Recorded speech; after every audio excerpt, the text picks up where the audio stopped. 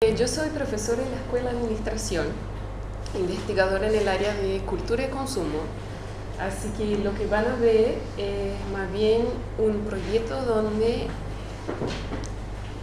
si bien miramos hacia la educación, la literatura, el posicionamiento teórico del proyecto están en el área de comportamiento del consumidor y cultura de consumo. Así que si yo preparé una introducción muy breve a la literatura y a las definiciones del área, pero si se quedan con alguna duda, quieren que me profundice en algo, o más bien si es todo demasiado obvio, porque son áreas completamente distintas, ustedes me avisan.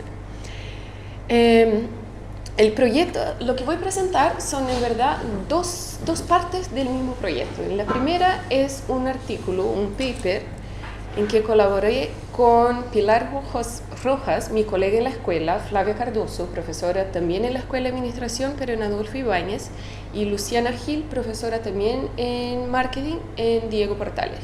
Y eso acaba de ser aceptado en Consumption, Markets and Culture, que es un periódico especializado en estudios de cultura y consumo.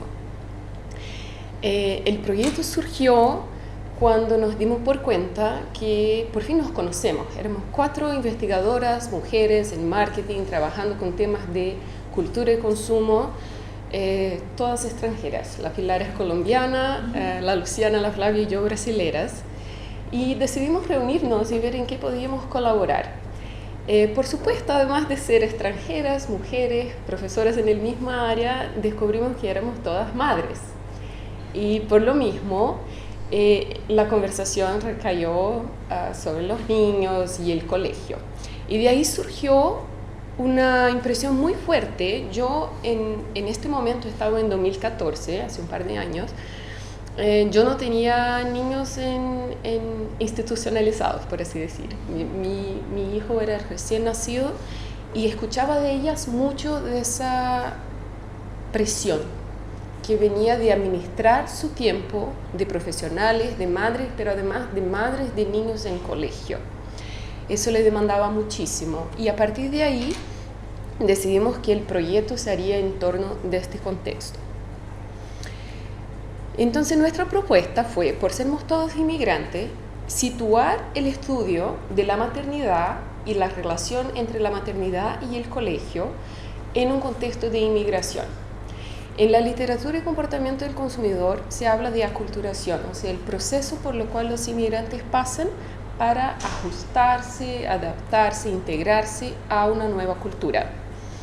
Y en ese proceso influyen algunos actores que se llaman agentes de aculturación. Se ha estudiado agentes bien puntuales, actores de mercado como, por ejemplo, tiendas de productos étnicos que permiten a los inmigrantes seguir cocinando sus platos de origen o comprar ropa de su preferencia, mismo estando en una nueva cultura, en quizás cultura muy distinta. También se ha estudiado el rol de estructuras sociales y culturales como clases sociales, grupos étnicos, y cómo eso apoya o más bien interfiere con el proceso de aculturación. Y se ha estudiado, pero ahí en menor cantidad, de verdad un artículo en toda la disciplina que mira a interacciones recurrentes de consumidores inmigrantes y locales. En ese caso miraban a turcos inmigrando hacia Alemania, Austria y su uso de BMW como una marca significativa. Entonces, percibimos que hasta el momento no se había estudiado instituciones como agentes de aculturación. Y las escuelas, por supuesto, son un agente importante, un actor muy importante en ese proceso de aculturación. Hay una extensa literatura al respecto del rol de las escuelas en el proceso de inmigración como un espacio donde interactúan niños de distintas culturas, como un espacio donde los padres, las familias, más bien entran en shock con los modelos culturales de la cultura que les recibe, Se habla mucho de las dificultades de los padres, de las familias en apoyar a sus hijos en el proceso educativo, del gap generacional que se produce cuando los niños asisten al colegio en un nuevo país, en una nueva cultura, y ya entienden el mundo de manera distinta de sus padres que vinieran inmigrantes.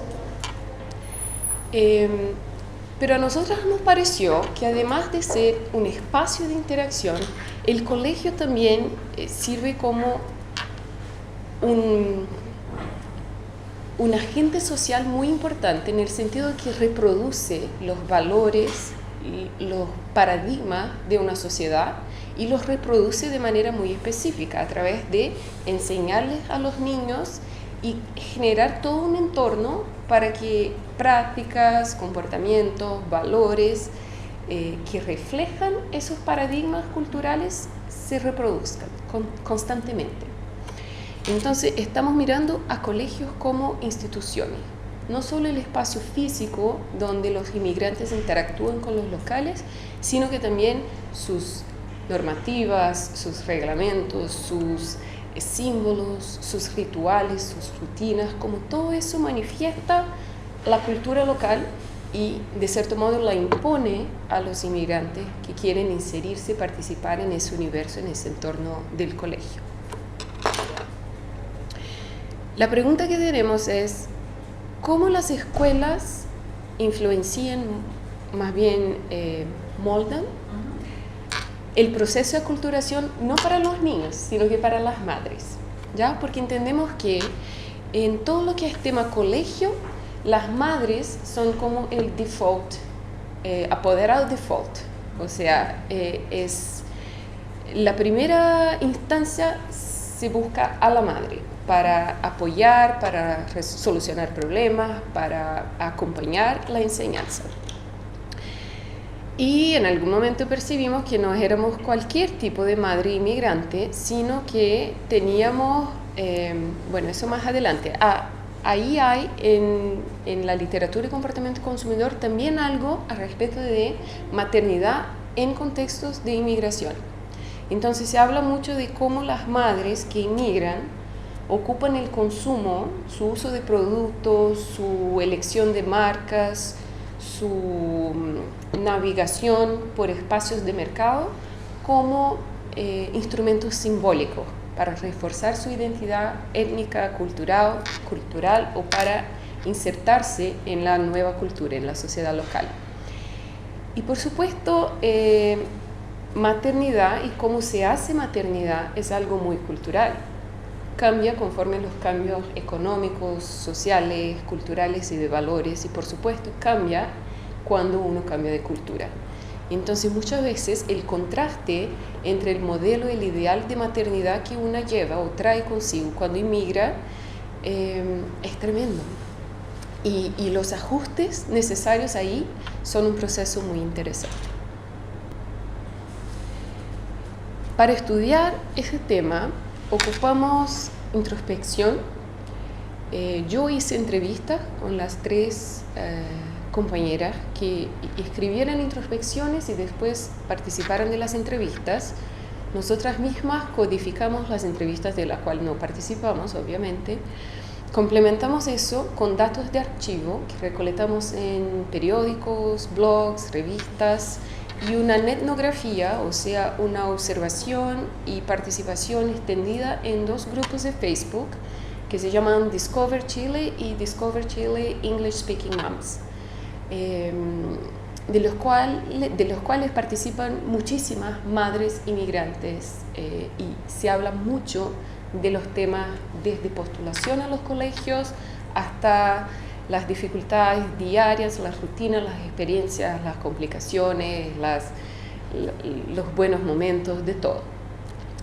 Eso complementamos con una entrevista en profundidad con la administradora de los dos grupos, que también es una madre inmigrante canadiense, vive hace 11 años en Chile.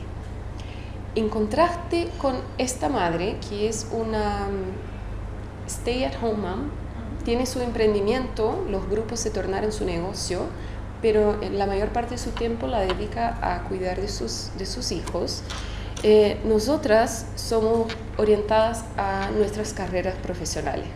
Así que también tenemos que calificar un poco nuestro estudio, en el sentido que mucho de lo que voy a describir del proceso viene del hecho de que nosotras tenemos esa identidad multifacetada, o sea, somos profesionales, somos académicas, somos madres, somos inmigrantes, somos mujeres, ¿ya? Pero el gran contraste viene del enfoque en el profesional que adoptamos nosotras al compararse con lo que llamamos del paradigma de raíz que observamos en el colegio acá, y que la expresión viene de un blog que encontramos discutiendo el ideal de la mamá profesión colegio. O sea, una madre que se dedica por completo a acompañarles a sus hijos en todo lo que tenga que ver con el colegio, a apoyarles y extender y profundizar su enseñanza en la casa, a llevarles y traerles, a participar de voluntariados, actividades extracurriculares.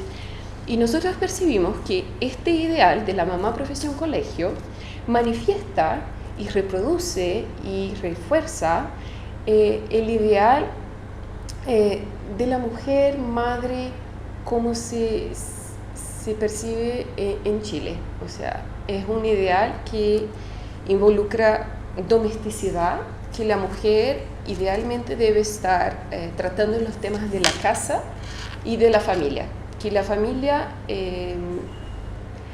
recibe más valor y se siente más sostenida y más fuerte con la presencia de la madre en la casa. También manifiesta el mamá profesión colegio, manifiesta otros dos valores muy fuertes en el sistema de colegio chileno, que son la conformidad, o sea, el colegio tiene el poder, el colegio decide, el colegio determina el progreso, los criterios de normalidad, los criterios de bienestar, no solo para sus estudiantes, sino que para las familias de su entorno. Y el otro elemento, que es el tema del prestigio, también muy arraigado en la sociedad, por eso lo decimos paradigma de raíz, o sea, es algo que viene profundo de la sociedad y se manifiesta ahí en los colegios. La idea de que pertenecer a una élite abre acceso a oportunidades y de que muy pocos pueden tener acceso a esas oportunidades y así por delante. Al estudiar las experiencias de las madres inmigrantes de carrera y las que no siguen una carrera, percibimos que los colegios traen ese paradigma de raíz de tres maneras: a través de rituales a los cuales invitan todas las madres a participar o las involucran de manera más bien no intencionada, por así decir. Clasificamos esos rituales en tres tipos: los rituales de iniciación, de mantención y de socialización. Y cada uno de esos tipos de rituales tiene determinadas consecuencias para el proceso de aculturación. Acuérdense que estamos hablando de cómo una madre se integra a la sociedad chilena, ¿ya? Entonces vamos a ver el impacto de esos rituales en el proceso de integración o no, de segregación. Les traje algunos ejemplos, pero tengo N otros, así que si quieren podemos profundizar en algunos. En términos de iniciación, el principal ritual es el proceso de admisión, postulación y admisión a los colegios. Entonces las citas que trajo ahí ven que para muchas de las madres extranjeras el primer shock es saber que no tienen la opción de los colegios públicos. Si tienen un determinado nivel cultural y de ingreso, y muchas de las madres inmigrantes a las cuales estudiamos, porque son profesionales, tienen esa orientación, perciben que ya no es una opción poner sus hijos en un colegio público, o más bien eso les dice su entorno. Ya el grupo de Facebook, muchas inmigrantes antes mismo de venir a Chile hacen la pregunta: ¿qué escuelas hay en el barrio tal? Porque nos vamos inmigrando a Chile en 6 meses, ya viene una lluvia de respuesta, ni piense en colegio público. Entonces ahí el primer shock. El segundo es percibir que, hoy, la paloma suicida. El segundo es percibir que como no tienen contactos, no tienen redes, el proceso se les pone mucho más complejo.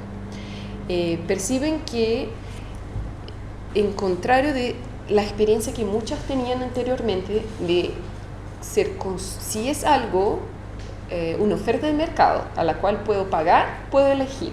O sea, el consumidor tiene poder, tiene agencia, y acá se les saca eso. Y ahí parte el principio de que hay que postular a 10 colegios para quizás ser aceptado en uno. No necesariamente el que uno prefiera. Y por fin, todo el tema de la demanda en términos de tiempo, esfuerzo y aprendizaje para simplemente participar del proceso de postulación. Entonces aquí ustedes ven la cita de esta madre que nos cuenta que junto con su marido se sentaron, elaboraron una hoja de cálculo en Excel, memorizaron las respuestas, practicaron porque español no era su idioma, no lo tenía bien, y porque no quería dar ninguna respuesta incorrecta. ¿Ya? Tenía otro ejemplo que les quiero destacar acá, en los rituales de iniciación. Así, si bien eso todo se aplica a las madres chilenas, uno puede pensar, pero el impacto en las madres inmigrantes que no tienen sus redes y que por cuenta del proceso ser tan distinto de muchas partes de donde vienen ellas, se dan por cuenta de la lacuna cultural que tienen, y eso es muy impactante para uno como inmigrante. Hace con que todo el proceso parezca mucho más complejo de lo que imaginaban ser en el principio. Ahí tengo una cita de una madre que descubre que se piden fotografías de los niños y de la familia para el proceso de admisión. Y pregunta, ¿y por qué fotografías? Para eliminar los niños que no se encajan en el patrón. El segundo tipo de rituales, los rituales de mantención, tienen que ver con el cotidiano, la práctica del colegio una vez que ya estén los niños, todo lo que involucra hacer con que vayan al colegio, asistan, se involucren en las actividades y tengan un cierto éxito en su desarrollo.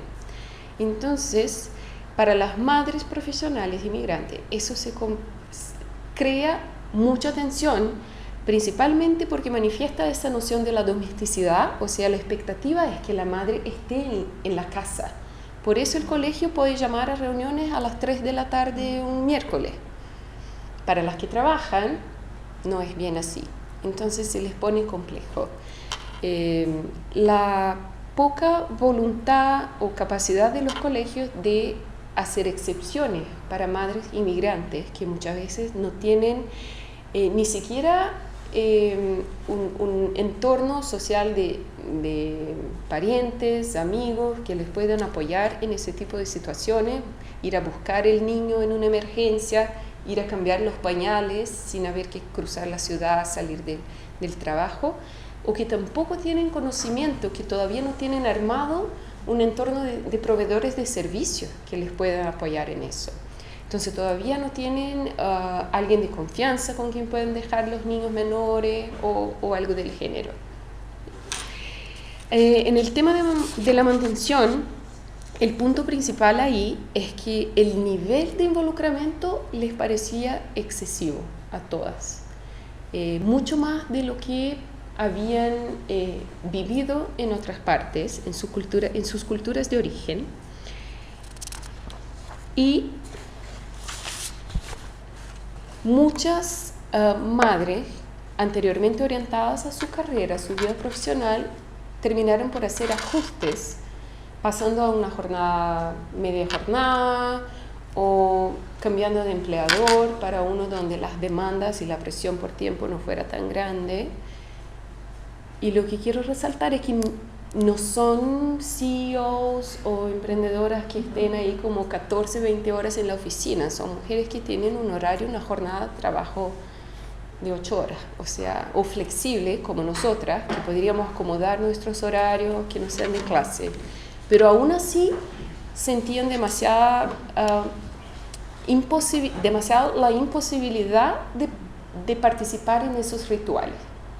Y al no participar, se crean todas las especies de tensiones familiares y de identidad para esas mujeres. Como un caso que tengo acá, donde la participante dice que tuvo que garantizar a su hijo, diciéndole miles de veces que lo amaba y que la escuela y que su participación en un evento de la escuela era tan importante para ella, pero el trabajo la llamaba. Y a lo que el niño le dice: cuando yo crezca, quiero ser un profesor de colegio, porque ahí mis hijos no van a sufrir cuando yo no pueda. Entonces, ese tipo de experiencia tan emotiva hace con que uno reconsidere las escojas mismas de vivir en determinado país, de involucrar sus hijos con una institución que les produce ese tipo de malestar. Y por fin, los rituales de socialización son donde el colegio extiende su influencia más allá que los dominios de la enseñanza misma y pasa a influenciar las interacciones de las inmigrantes con las madres locales, con las familias locales, con otras instituciones.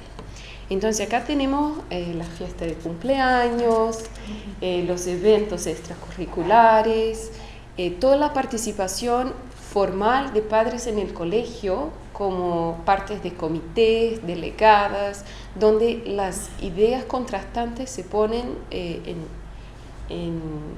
de manera formal en un contraste que puede muchas veces provocar desconfort o tensiones entre madres inmigrantes y locales. Acá las citas pueden ver, por ejemplo, la reflexión de una de las participantes orientada a su carrera, que dice que debe de ser muy divertido ser una mamá colegio, porque ellas pasan mucho tiempo en el café hablando de sus hijos mientras ella está trabajando, o sea, pero su incapacidad de relacionarse con estas otras mujeres al nivel de conversación, al nivel de horario, de poder sacarse una tarde para ir a un café, pasar tiempo con ellas, impedía que su hijo socializase con los hijos de estas mujeres, porque ellas no permitían visitas a la casa de una madre que no conocían. Entonces la socialización se extiende más allá que el colegio. Las conclusiones que alcanzamos con el estudio son de que el impacto el poder y el impacto y la influencia del colegio como una institución en el proceso de aculturación es tremendo. No solo para el negativo, y acá nos vino un revisor a decir, sí, pero suenan muy pesadas, todo es tan malo, ¿qué hay de positivo? Y ahí nos sirve como contraste el caso de la administradora de los grupos de Facebook y de otras madres que no tienen un trabajo formal afuera de la casa, donde escuchamos y percibimos que para muchas de ellas, mujeres inmigrantes, el colegio ofrece oportunidades de socializar.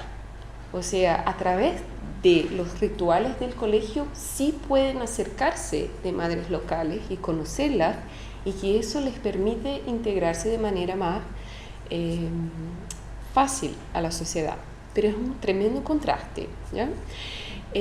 Una de las principales consecuencias es el aplanamiento de los proyectos de identidad de estas madres, porque ya no logran acomodar todo. La presión es tremenda, que casi todas intentan ser la mamá profesión colegio, mismo dándose cuenta de la imposibilidad de acomodar este ideal y su identidad profesional. Percibimos también muchos cambios en dinámicas familiares. Entonces, familias que tenían un modelo más neotradicional, donde había una intención de dividir las tareas, los roles, la responsabilidad de manera igualitaria. Por demanda y presión de los colegios, la madre termina por asumir más de las responsabilidades, y eso desequilibra la división de tareas en el hogar y, por supuesto, crea nuevas tensiones en la familia. Percibimos también que una institución como los colegios termina por imponer muchas limitaciones a la agencia del consumidor. El consumidor sigue siendo el que paga, pero ya no elige. Sigue siendo el que vive la experiencia del colegio, pero no tiene casi ninguna posibilidad de diseñar esta experiencia conforme sus necesidades. Entonces, por ahí vamos para el segundo proyecto, del que les voy a hablar en un ratito más, porque es un contexto de mercado completamente atípico, ¿no? También nos pareció interesante, y para futuras investigaciones queremos explorar un poco la idea de consumo compensatorio. Si se me saca todo eso, todo ese poder, esa agencia en el colegio, me pone presiones, mi tiempo, ¿qué hago yo para compensar en el dominio del consumo? Entonces ahí vemos, hay que hacer yoga, hay que ir al spa, hay que tener terapeutas, ¿qué hay que hacer para de alguna manera compensar por todo eso? Y por fin estamos percibiendo ajustes en el mercado, o sea, los colegios también están respondiendo de alguna manera a esta fuerza que son las madres inmigrantes, o las madres orientadas a sus carreras, simplemente las madres que trabajan en mayor número cada vez y necesitan ajustes. Entonces hay una respuesta del mercado, por supuesto, todavía menor, pero vemos algún cambio, señales de cambio, ¿ya? Quizás hacemos una pausa acá para preguntas sobre el artículo, si es que tiene, y ahí pasamos al próximo. Oye, solamente una redacción, o sea, imposible no... Que, por ejemplo, cuando hablaba del tema de la madre inmigrante en el sentido dominante, por decirlo de alguna manera, o sea, un cuerpo que viene de una geografía y se mueve a otra, con toda esta presión de enfrentar la producción de la maternidad mujer de la escuela, que es un enfrentamiento duro, porque no hay forma de entrarle, una trata pero no puede, o sea, está esa lógica. Pero igual pensaba que esa idea de madre inmigrante también se puede llevar al solo concepto de la mujer orientada a la carrera, que también es inmigrante en esa lógica de motherhood súper dominante.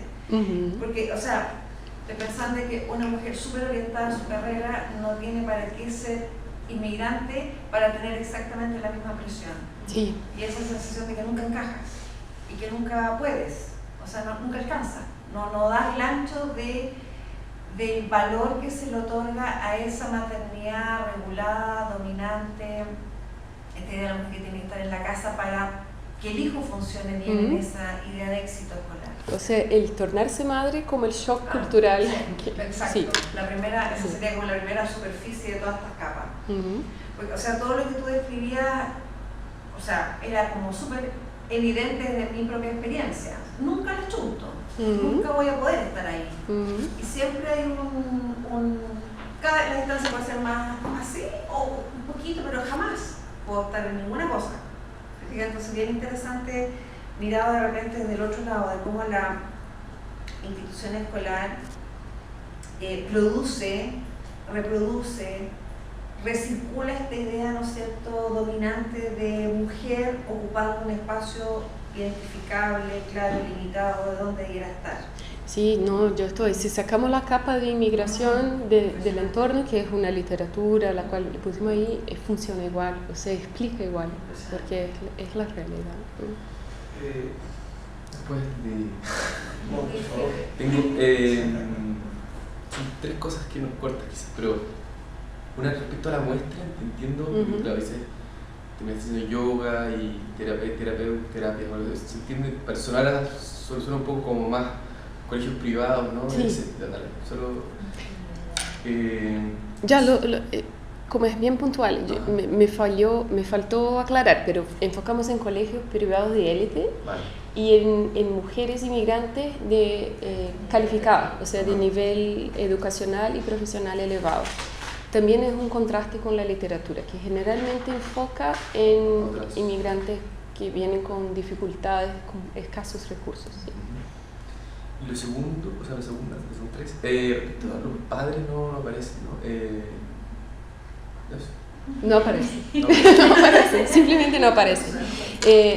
Habría que hacer un esfuerzo para que aparecieran, y eso en sí mismo nos pareció interesante. O sea, tendremos que hacer un gran esfuerzo para hablar con ellos, para al hablar con ellos extraer eso, porque todos lo relacionamos con esa perspectiva que es muy reciente, que se llama el feminismo matricéntrico. O sea, el feminismo tiene un punto más resolvido con la maternidad, porque la maternidad todavía es algo de determinismo biológico, o sea, es un punto donde nunca podremos ser iguales a los hombres. Las mujeres son las que tienen que gestar y parir, ¿ya? Entonces, el hecho de afirmar que sí todavía hay algunas diferencias persistentes y quizás que nunca las podremos eliminar entre hombres y mujeres y que están asociadas al biológico, es un punto un poco controverso. Por eso no le quise poner de principio, pero por ahí justificamos no mirar a los padres, o sea, es algo de las mujeres.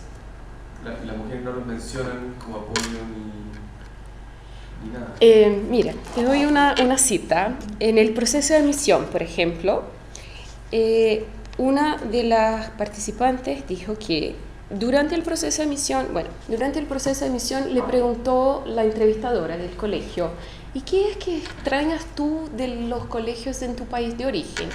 Y ella contestó: bien, me encantaba que yo pudiera dejar a los niños tempranos en la mañana, eso en Bélgica, y buscarlos al fin del día, porque ahí sabía que estaban todo el día acompañados por un proceso pedagógico y no estarían en la casa viendo tele. Y a ella nos cuenta, le pareció una respuesta brillante, porque es como: hoy quiero que mis hijos estén educados todo el día. Y miró a la entrevistadora, y la entrevistadora tenía una cara como si: ¡ay, qué pavorosa! No quiere educar a sus hijos, no quiere hacerse cargo de sus hijos. Y en ese momento su marido le dice, en su francés belga, no sé, yo hablo de acá hacia adelante o no nos van a aceptar. Entonces la visión del papá viene como no seas tan transparente, sincera. Sí, o sea, yo manejo la cosa, yo la resuelvo y ahí, no sea tan tú, algo así como sea la madre que quieren que sea, ¿no? Exacto. Entonces los padres sí están ahí, pero eso de que la madre es el default es muy, muy presente. ¿Y el tercero? Y lo último era, ¿por qué como el situar en el ámbito del consumo? Eso es lo único que... ¿Por qué no lo veo como tan evidentemente que como consumidor de escuela, como todo? Eso no me queda. Overly honest methods es porque yo soy pesquisadora en este área, tengo que publicar en este área, hablar con esta gente, pero en verdad es que el sistema de los colegios en Chile, con su privatización, es un sistema de mercado. Estos colegios están compitiendo por plata y compitiendo por los rankings, y los rankings le dan más prestigio, atraen más alumnos y eso, o sea, por el contexto. El contexto es un entorno de consumo, y además nosotros entendemos consumo no simplemente como comprar y usar, sino que también como experiencias. Entonces, y simbólicas, y elementos simbólicos, y y un proceso donde uno puede desarrollar su identidad, relaciones sociales, todo eso en un entorno de consumo. ¿Ya? Gracias. Sí, tenía que comentar mi pregunta un poco parecido a lo de Juan de Dios, que era la muestra. Y porque, claro, pensaba cómo esta es una experiencia en una posición de ventaja social. De hecho, tener la mitad del tiempo para have fun es muy distinto, me imagino, la experiencia migrante de madre en contexto de nuestro contexto. Pero me queda claro. Y mi pregunta es cómo, porque mencionaste que es un contexto de mercado atípico. Me gustó esa frase, paga pero no elige, paga pero no diseña. ¿Y qué sería un mercado típico? ¿Cómo tendría que ser? Porque ahora entiendo que era importante la pregunta de la muestra, porque estamos hablando de los colegios particulares pagados, que es muy distinto al resto del sistema. Entonces, ¿qué sería un mercado típico? Y luego aquí hay otro como comentario y pregunta, que algo ya mencionaste, que ¿en qué literatura, con qué literatura estás dialogando? Porque la respuesta a eso es compleja, en el sentido de que me parece interesante esto a propósito de un trabajo interdisciplinario, porque si tú dices de una literatura más económica, bueno, en un mercado típico, o sea, hay respuesta económica cómo funciona el mercado, el consumidor tiene que tener muchos derechos, etc. La relación debe ser mucho más simétrica, no tan asimétrica como en Chile. Pero desde una literatura más educacional, eso desvirtúa lo que es un proceso educacional, etc. Incluso estoy pensando en colegas que trabajan muy dentro de educación, que no se consideran que el rol del colegio tiene que tratar de separar lo más posible a la familia del proceso educacional, donde los profesores son los expertos y la familia no es experta. Y hace esta analogía típica de ninguna familia aunque pague se mete al quirófano. Y aquí hay como una autonomía profesional. O sea, y para qué decir la discusión sobre educación pública y la relación con todas las reformas que tenemos ahora, donde la relación tiene que ser completamente, y eso se está haciendo un poco, reconfigurada. Entonces, claro, mi pregunta es eso, ¿qué sería un mercado típico en el mundo particular pagado? Y luego, ¿con qué literatura? Tú ya dijiste algo, dijiste investigo en esta área de consumo, interesante, pero si no te ha surgido la inquietud de meterte a otra literatura o etc. Ya, súper. Gracias por el comentario y pregunta. La verdad es que no nos relacionamos de manera directa con la literatura económica, pero sí entiendo que el tema de información, por ejemplo, nos cabería está muy presente. El proceso de emisión es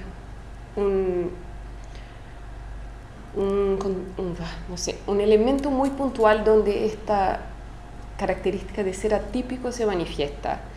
Cuando las madres se dan por cuenta de que no deben hacer preguntas a los colegios, o sea, no tienen derecho a información, no pueden visitar los colegios antes de decidir postular.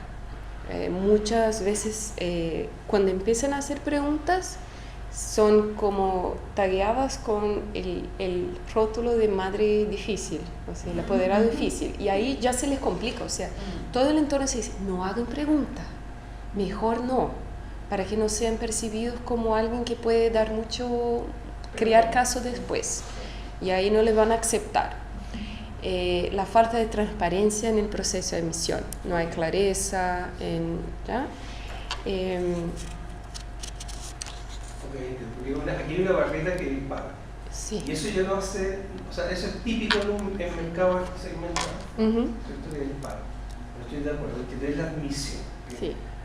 En otro estudio, o no sé, también anecdóticamente, por ejemplo, hay colegios que entrevistan a los padres, le hacen pruebas por separado. Y después contrastan y cotejan sí, hay mucho. la coherencia que hay respecto a la respuesta. Entonces hay que entrenarse como concurso. Para tener coherencia como familia. O examinar los niños a puertas cerradas, no decirles que cuenten. Sesiones de juego con los niños. Pero también durante la etapa de mantención, o sea, la experiencia misma del colegio. Y ahí, si me permiten, voy a avanzar porque es de eso que se trata el próximo artículo, ya hace calor, donde examinamos la experiencia misma. Todo lo que se estudió en términos de experiencias en el contexto de comportamiento del consumidor en nuestra literatura habla de experiencias extraordinarias, como por ejemplo irse a la Disney World o saltarse de bungee jump, no sé, el Burning Man, o de experiencias más bien sencillas, como irse a una tienda, contratar un servicio de peluquero. Esas experiencias son acotadas en tiempo y espacio y nosotros nos estamos proponiendo el concepto de Enduring Consumption Experiences, o sea, experiencias que son alargadas en el tiempo. Acá estamos hablando de 12 años en un colegio, con el mismo proveedor de servicios, porque ¿quién va a querer sacar a su hijo de un colegio después de un proceso de admisión tremendo? Y que no solo son alargadas, pero que tienen un impacto tremendo en la vida, el entorno social, las oportunidades futuras del consumidor. Y acá entendemos el consumidor como no solo el alumno, sino que su familia, ¿ya? Enduring, porque muchas veces uno tiene que motivarse para seguir en la experiencia. No es algo placentero, como la mayoría de las experiencias que se ha estudiado hasta ahora. Desafiador, muchas veces uno tiene elementos que en verdad hacen cuestionar todo el concepto de que eso es un servicio que yo estoy contratando por libre e espontánea voluntad. Otros ejemplos serían el cuidado de pacientes con una doenza crónica, como diabetes tipo 1, por ejemplo. También es algo de por vida, requiere insumos, servicios, contacto con distintos actores de mercado, o la inmigración misma. Si piensan en los expatriados, que son regularmente cambian de país, también sería un contexto de Enduring Consumption Experiences. En este ámbito, tratamos de estudiar lo que hay en términos de outsourcing. Ni lo voy a intentar traducir, pero outsourcing normalmente se habla en el contexto empresarial. Cuando una empresa contrata a otra para proveer servicios o materiales, sea porque le cuesta menos o porque no tiene capacidad para hacerlo sola, pero en el contexto del consumo, el consumidor outsourcing, contratando servicios, se ha estudiado algo de outsourcing en la familia. Entonces, la toma de decisiones cuando la familia decide si va a llevar los niños a la sala cuna o contratar a alguien para cuidarles en la casa, si va a institucionalizar un pariente mayor o se le va a cuidar en la casa, quién va a enseñar el niño a leer o a andar de bicicleta, y las tensiones que están en el entorno de esas decisiones. Pero el enfoque siempre ha sido, otra vez, en el corto plazo, la decisión tomada, listo. Y también en una perspectiva más dual, quién contrata y quién ofrece el servicio. Entonces, la propuesta que tenemos nosotras es estudiar el entorno, el sistema. Y por supuesto, mientras más actores se involucren en el proceso, más posibilidad de tensiones. Y en eso estamos entonces, investigando las tensiones que existen cuando los consumidores contratan servicios que implican en experiencias de consumo alargadas. El contexto ya lo conocen, y la metodología ahora es un otro estudio. Estamos igual con datos de archivo, buscando artículos de prensa, documentos, todas las leyes, los papeles gubernamentales. La Daniela ahora nos va a apoyar con recopilar datos de los sitios web de los colegios, las normativas, los reglamentos, interacciones entre apoderados y escuela. Notas introspectivas, porque seguimos con los niños en los colegios y seguimos teniendo experiencias. Ya hicimos 11 entrevistas y estamos trabajando en ampliar eso con madres, psicopedagogos, tutores, ¿qué más? Representantes de movimientos de mercado que cuestionan el modelo de colegio, y vamos a ampliar a profesores, directores y así por delante, hasta cubrir todos los actores en ese mercado. O sea, no son simplemente empresas, los colegios y sus consumidores, sino que también mediadores, tercerizados, facilitadores y reguladores, que todos se involucran en un largo proceso y complejo proceso de negociación. Un ejemplo, tomamos el caso de una madre en especial para ilustrar. Esta madre Andrea tiene 3 hijos, 3 niños, ¿ya? Martina tiene un psicólogo, Juan tiene otro psicólogo, porque no pueden tener el mismo psicólogo. Los 2 psicólogos están en contacto con los profesores de la escuela, que están en contacto con las autoridades de la escuela, y la madre está en el centro de todo eso negociando tratamientos, relatorios, fechas, objetivos, si alcanzados o no, si impiden o posibilitan el progreso de los niños en el colegio. Entonces, todo el proceso de negociación que acontece, que ocurre ahí, está centralizado otra vez en la madre. Obviamente, cada uno de esos actores tiene objetivos distintos. Los colegios quieren producción, alcanzar objetivos y que los alumnos tengan éxito y que obtengan las mejores puntajes. El gobierno lo mismo, con el mínimo de inversión. Los niños solo quieren ser niños y los estamos dejando un poco ser niños ahora, pero vamos a involucrarnos con eso en el futuro. Y los padres quieren que sus niños logren salir de esa experiencia alargada del colegio de la mejor manera posible. El proceso de negociación se da más o menos en esa manera. Imagínense, yo les ayudo. Andrea dice: primero fui a la clínica a hablar con la fonoaudióloga, y después de empezar con la fonoaudióloga me refirió a otra fonoaudióloga que viene a la casa. Pero no podía partir con la que viene a la casa antes de recibir el relatorio de que vi en la clínica, y este relatorio tenía que ser enviado a la psicopedagoga, y la psicopedagoga, hablando con la psicóloga, dice que también necesitaría tratamiento psicológico, pero la mamá está diciendo: uy, vamos de a poco porque el niño no lo va a soportar, tanta terapia al mismo tiempo. Y todo eso, sin eso, no progrede en el colegio, le van a hacer repetir el primer año. O sea, estamos hablando de un niño de 6, 7 años. Imagínense todo lo que va a negociar esta madre hasta que el niño llegue a los 17 años. No estamos bien seguras de cómo vamos a mapear eso, pero sí tenemos la idea de mapear flujos de recursos, o sea, financieros, emocionales, atención, apoyo, y ver cómo esos flujos se dibujan a lo largo de la experiencia. Por mientras, como les dijo, eso está en progreso. Las implicaciones son de que si bien la intención del gobierno, la intención manifiesta al menos, en privatizar y descentralizar y desregular la educación, sería de empoderar a los padres para que pudieran hacer escojas, elegir opciones en la educación de sus hijos, eso no resulta. O sea, se ven completamente atrapados en un sistema que, una vez se les permite acceder, no tienen agencia para negociar mucho de lo que pasa ahí.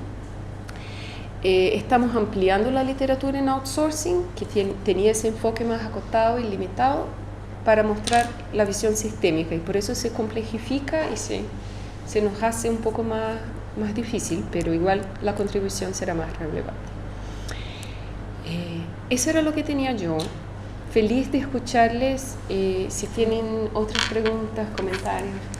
De esto último, aún también tienes en el económico y en las escuelas privadas? Nos mantenemos, sí, en el contexto de los colegios privados de élite en Santiago de Chile. Pero ya estamos estudiando los colegios locales, los consumidores independientes de su origen, como un mercado de entorno. Claro, porque eso de la hipermedicalización y psicologización de los niños es más de los colegios privados. Sí, acá ustedes tienen muchas investigaciones donde podemos apoyarnos. Sí. ¿Es más de los privados? Porque sí. O sea, los otros como que los expulsan, ¿no? En los privados como que siempre está esta tensión entre que los padres hacen lo posible para cumplir, pero los padres no pueden y se van. Porque si no los medican, están afuera. Sí, es otra naturaleza. Es otra la tensión. Hay mucha gradiente. Las clases medias que no van a colegios privados sino que es subvencionado, y una lucha por poder llevar a su hijo a una terapia. Y los estratos bajos es usar los servicios públicos. Yo diría que es más, no es una terapia, sino que es una asistencia de shock, como medicación. Y una terapia, como sucede en la clase alta, una terapia como bien hecha de 1 o 2 años, etc. Y en los colegios de estratos bajos, además, hay apoyo psicológico en los propios establecimientos escolares. El diagnóstico se hace ahí y se provee ahí, o se envía a los consultorios locales donde no participa mucho la familia en eso. Así que creo que es muy distinto. Un último comentario de las implications, lo primero sobre el tema de la política pública. ¿Y a qué te refieres en específico, es como más general, o en qué sentido lo dices? Porque en los colegios particulares pagados, eso yo creo que es junto con tu investigación. Mi escucha de tu investigación es obviamente de donde uno trabaja, ¿no? Eso como implicancia en otra literatura o en política educativa. El sector particular para privado completamente no estudiado en Chile, muy poco estudiado por distintas razones y muy poco regulado. Entonces todas las reformas no tocan al sector particular pagado para nada, casi nada. O respecto de parental choice, colegios, tú lo relatas muy bien, son colegios que tienen total poder para hacer lo que libertad, quieren. Sí. Y todas estas reformas no tocan. En el futuro no sabemos qué vaya a pasar, pero es una pregunta abierta de verdad de harto tiempo, de décadas. O sea, algún día eso se va a regular. Pero ¿a qué te refieres en este primer punto? A ver si explico mejor. La idea es que se les dio libertad a los colegios para que compitieran, con la idea de que el mercado, a través de la competición, termina por ofrecer el mejor pool de opciones a los consumidores. Pero lo que pasó en verdad es que los consumidores se ven sin opción, ¿ya? Entonces los colegios son los que determinan a lo que pueden acceder, cuándo, quién puede acceder a eso. Y en ese sentido yo creo que nuestra muestra, por así decir, funciona como un caso extremo, funciona muy bien. Si las personas que tienen los recursos financieros y se espera el background, la formación, la clase socioeconómica que viene de conforme a eso, no pueden elegir quién puede, ¿ya? Los otros están con la lotería, o sea, en ese sentido. Igual entiendo que mucho de lo denigrante vuelve a pasar también a este, ¿no? Pero me queda un poco la duda cuánto importa el migrante, un poco como lo decía la Claudia, pero también, pensando que me parece mucho más importante esa separación de stay at home mom, pero también me gustaría saber más de dónde vienen y cómo de los distintos países que vienen eso hace que tengan conceptualizaciones distintas de cómo es la educación. Y si acaso, y cómo también tomar en cuenta el hecho de que si no han tenido sus hijos institucionalizados en otros países, tienen también un ideal de cómo es la etapa escolar, que no me queda tan claro que sea tanto más exigente acá que en otro lugar. A propósito de mi propia experiencia, de hecho, de ser madre inmigrante en otro país y de conocer mucha gente que se mueve así, me da la impresión que uno siempre está pensando que en ese lugar es peor que en el otro. Y que hay algo ahí o sea, que si hay algo como más particular de Chile, que puede ser más latinoamericano, es precisamente que pensé que hacia ahí te ibas a mover con el outsourcing. La cantidad de posibilidades, si no tienes redes familiares, para conseguirte redes, la cantidad de servicios de juego escolar, como más institucionales, la cantidad de servicios para que te vayan a buscar el colegio que lo pide hoy día por internet. O sea. Entonces, como que eso sería interesante como otro tipo de outsourcing. Que se puede, bueno, no sé ahí, claro. Claramente, lo que sí me parece que sería interesante es como esa figura de la madre como la que tiene que denunciar todo eso en Chile. Que probablemente, pensando como en investigaciones como la de la Marjorie Murray, maternidad, tiene que ver precisamente con la posibilidad de outsourcing. Como en Chile existe la figura de la nana, recae en la madre la capacidad de gestionar todas las energías.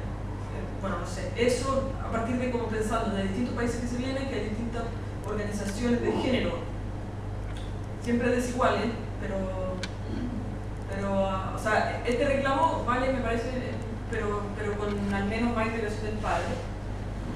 Y en relación con eso también, la enunciación de las escuelas hacia los apoderados me parece también que es bien interesante. O sea, que si acaso en distintos colegios, que son colegios privados, ¿no? Que si hay distintos colegios en los que siempre se llama la madre, o hay colegios que se llaman la madre y el padre, como eso ahí se regula, ¿no? Si se cita reunión a los dos, se cita reunión a uno, si el WhatsApp del curso es solo madre, eso es madre y padre, como ese tipo de...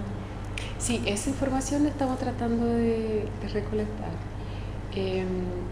Lo que dice respecto a de dónde vienen las inmigrantes y todo, nosotros partimos posicionando este artículo en particular con la idea de justamente de eso, de dónde vienen, si hace la diferencia o no, si vienen de culturas más progresivas o más tradicionalistas. Y recibimos, por supuesto, un rechazo a la idea de que todavía hagan distinciones entre culturas progresivas o paternalistas. No podríamos referirnos a Chile como paternalista. Entonces abandonamos la idea, pero reforzando el punto de que no importa si es un ideal de una o si es un ideal de una cultura de donde viene una, este ideal de maternidad entra en shock con el nuevo ideal local que se manifiesta justo en los colegios. Ese es el contraste. Entonces, más bien que ser inmigrante, de verdad, como dicen ustedes, es el ideal que tiene una para su identidad y para su maternidad, lo que produce el shock con el mamá profesión colegio. ¿Y podría contar un poco más sobre el concepto de outsourcing en el sentido de,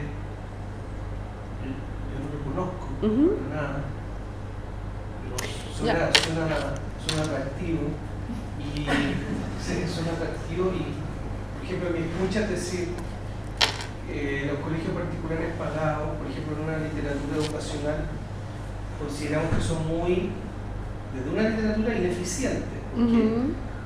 La relación entre el cobro que hacen, el capital cultural de los que entran y los resultados educativos comparados entre internacionales son completamente ineficientes. Sí. Luego hay una heterogeneidad en el mundo particular pagado y digamos así, dos grandes trazos. Uno son comunidades que quieren construir proyectos ideológicos o proyectos religiosos y que son fundaciones sin fines de lucro. Son comunidades de reproducción social y cultural. Pero hay otros que tienen lucro.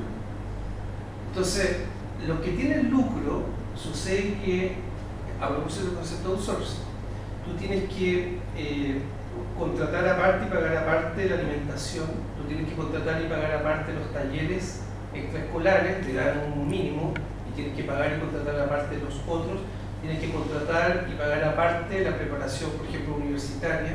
Los uniformes, Y los libros. Uniformes, y te designan una tienda donde tienes que hacerlo, etc. Y así una serie de ejemplos de que tú pagas una colegiatura, pero eso no incluye una serie de servicios aledaños que te dobla esa colegiatura. Y que tú no puedes elegir. Y que tú, o sea, tú lo haces o no lo haces, y eso tiene distintas consecuencias, que es de coordinación, que es de identidad respecto a los niños. Si tú no le compras el uniforme, si no lo mandas al taller donde va la compañerita, etcétera, etcétera, y si justo es un grupo de amigos va a ese taller y tú no le pagas, genera problemas, etcétera. Porque yo tendería a pensar que el outsourcing desde ese punto de vista es algo positivo, que es más eficiente, pero desde este punto de vista, entonces, ¿qué significa outsourcing aquí? ¿Cuáles son las Exacto, lo estamos problematizando justamente de esa manera, y en algunos casos con cuestiones mucho más serias que el uniforme y el impacto que se puede esperar en el niño. Por ejemplo, cuando el colegio le dice a los padres, si el niño no ve una psicóloga por 3 meses, no pasa de año. Exacto. Si el niño si no me traes el relatorio de una neuróloga diciendo que este niño no tiene problemas, no lo acepto. O más bien, el simple hecho de que se pasa tanta tarea a la casa que los padres tienen que contratar tutores, porque los niños no dan cuenta. Tenemos ejemplos de madres que tuvieran que tomar ellas mismas cursos en el método Singapur para aprender la matemática de esta manera, para enseñar la matemática a sus hijos o acompañarles a las tareas. Entonces, es importante porque es como, su visión es como el outsourcing como otro mecanismo de control del colegio sobre los papás y sobre su dinámica familiar. Entonces, en esa lógica de mercado que tú planteas, es que se supone que el consumidor tendría que tener el poder, tú estás planteando que es absolutamente al revés, que incluso les obligan a seguir invirtiendo en el mercado para poder satisfacer, quedarse ahí. Porque para mí como inmigrante, también una cosa que yo creo que falta como contexto es la importancia del colegio acá, que vos cuando conoces a una persona, lo primero que dicen, ¿a qué colegio fuiste? No, soy uruguaya. No tengo datos tuyos, porque si sé que colegio fuiste, sé todo de vos. Exacto. Entonces, el hecho de que ustedes estudien como los colegios elite, que acá ya son una elite particular, ¿no? Porque obviamente va el hijo del político, esta persona. Entonces, ustedes estudian también como la parte de cómo insertarse a la elite chilena, que es como, no es desde el lugar que yo me intentaría insertar capaz o cualquier persona, pero es como que parece ser la única opción para tus hijos. Pero no es suficiente para los que no saben. Claro, sí. Pero es como súper loco, entonces como que el hecho de emigrar a Chile también te mete en este contexto que, no sé, yo no lo conocía en otro país, entonces yo cuando yo digo en Uruguay, ¿en dónde vivís? Entonces tu barrio como que define, entonces sos Concheto. Eso, Margarita, no, es único de Chile. Claro, o sea, y eso yo creo que falta como para poder contextualizar todo esto de la importancia del mercado y de la elite. De que sepan en qué colegio estudió el presidente. Claro, nadie sabe eso en otro país. O sea, quizás en Inglaterra, los monarcas ya. Sí. Muchas gracias. No, gracias.